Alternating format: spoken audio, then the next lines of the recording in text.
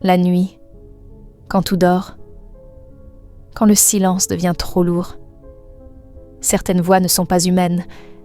Après cette histoire, tu ne répondras plus jamais quand on t'appelle la nuit. Dans un village africain, vivait un jeune garçon nommé Issa.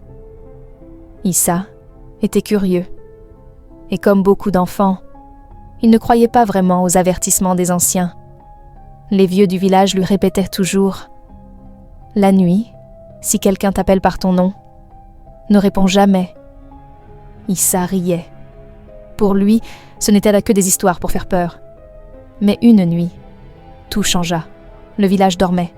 Le vent soufflait doucement. Et Issa était allongé près de sa mère. Soudain, une voix douce brisa le silence. « Issa, Issa. » Issa ouvrit les yeux. La voix venait de dehors. Il regarda autour de lui, mais personne. Puis la voix recommença, plus proche, plus claire. « Issa, ouvre !» Son sang se glaça.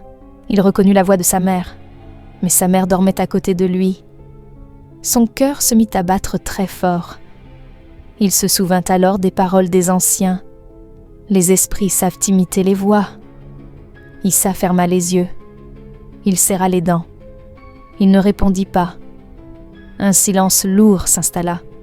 Puis, la voix changea. Elle devint grave, froide, en colère. « Issa, réponds !» Quelque chose gratte à la porte. Gratte, gratte. Puis la fenêtre. Puis le toit. Comme si quelque chose tournait autour de la maison. Issa tremblait. Mais il resta immobile. Silencieux. Les minutes semblaient des heures. Puis, plus rien. Au lever du soleil, le silence revint. Les anciens vinrent voir Issa. Après avoir écouté son histoire, l'un d'eux dit « Tu as eu de la chance. » Cette nuit, quelque chose voulait entrer. Depuis ce jour, Issa sait une chose.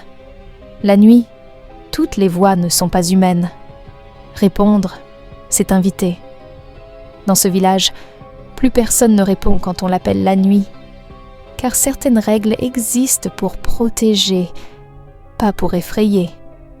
Si cette histoire t'a donné des frissons, si tu ne regarderas plus jamais la nuit de la même façon, alors abonne-toi à la chaîne. Ici, chaque histoire est un avertissement. Et rappelle-toi, la prochaine voix pourrait t'appeler toi.